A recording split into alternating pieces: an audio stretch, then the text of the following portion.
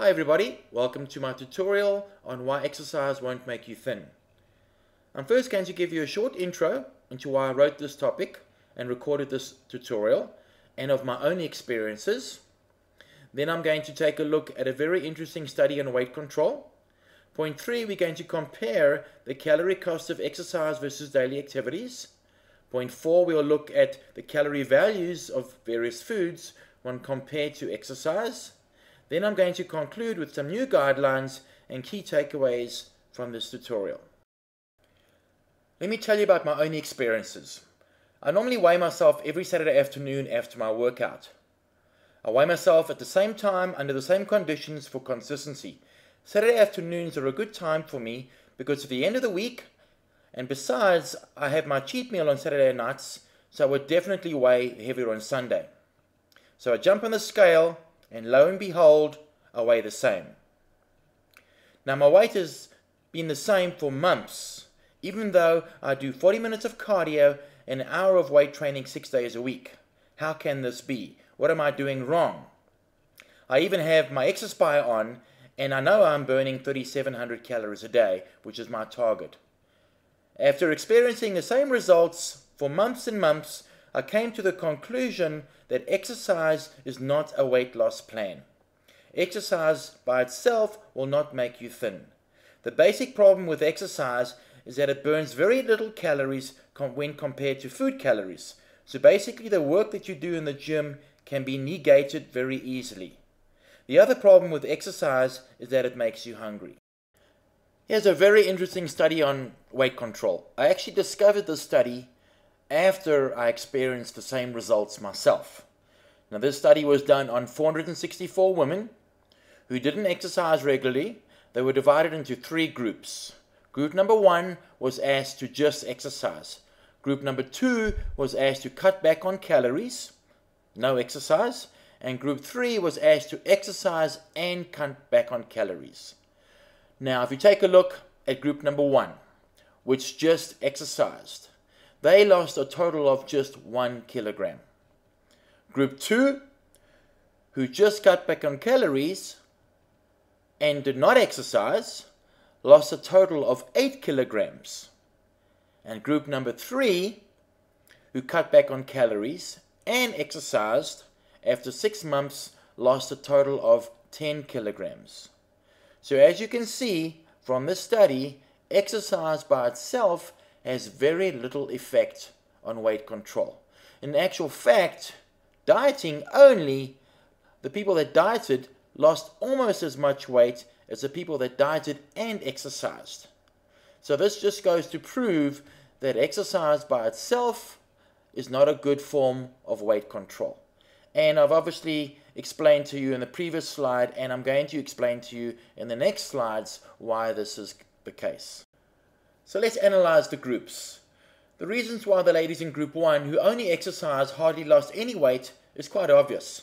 Exercise stimulates your appetite, so you get hungry.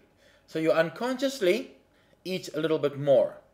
After interviewing the ladies in group 1, the researchers found that they stopped off at Starbucks after their morning walk.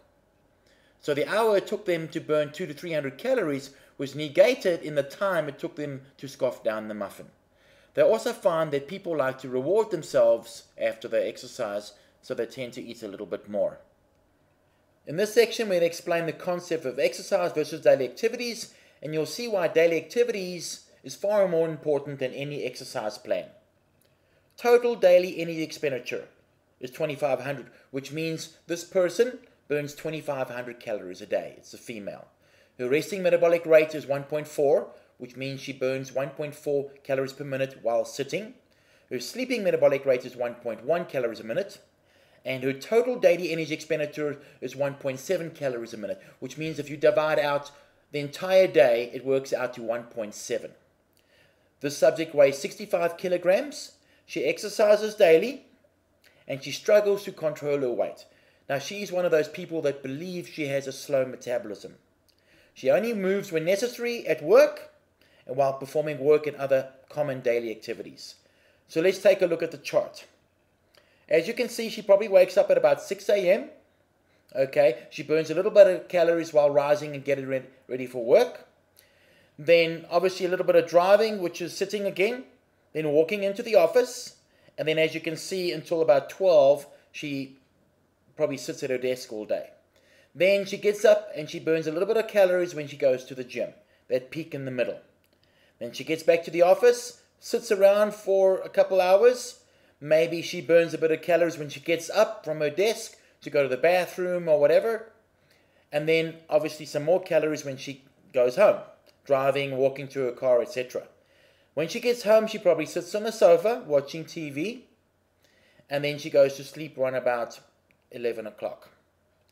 So as you can see from this chart, she's very inactive at work, and she has that 1 hour peak during the day when she goes to the gym, and pretty much the rest of the day she's pretty sedentary.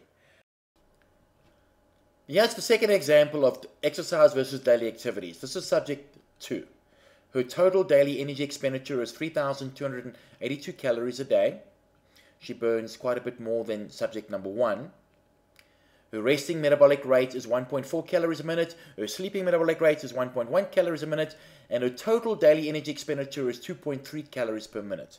She weighs 55 kilograms. She doesn't exercise. She doesn't have any weight problems. And she believes she has a fast metabolism. So let's take a look at her graph. As you can see, she wakes up at the same time, around about 6 a.m. But you'll see that she's very busy during the day. She doesn't work out for that hour. She probably goes out to lunch and eats what she wants. But during work, she's pacing, she's fidgeting. While she's on the phone, she's walking around, etc. And then when she goes home, she probably does a little bit of house or garden work, washing the dishes. She doesn't sit on the sofa like the other person in figure number 1. So at the end of the day, she burns about 700 calories more than the person in figure number 1. Now, I've noticed the same thing with myself. Sometimes I know when I get to the gym, I need to have burnt about 3,000 calories per day. And then by midnight, it's 3,700 calories a day. When I leave the gym, I need to be at about 3,200 calories per day. Sometimes I notice that I get to the gym and I'm already at my target for the day.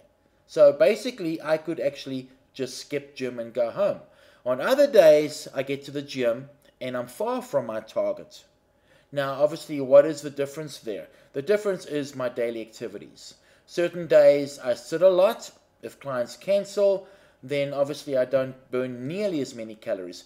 But if I have a lot of clients or I'm moving around from client to client, sometimes I go and train clients at their home and I'm busier during the day, then I find that achieving my calorie burn target is very easy.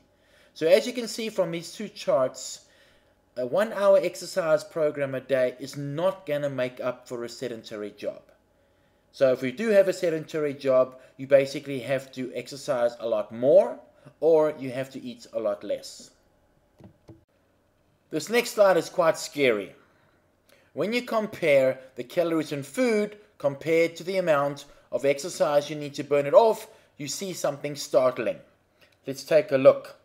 Cheesecake, 600 calories. They would take approximately 1.5 hours on the treadmill to burn that off. Big Mac fries and Coke, 2,200 calories.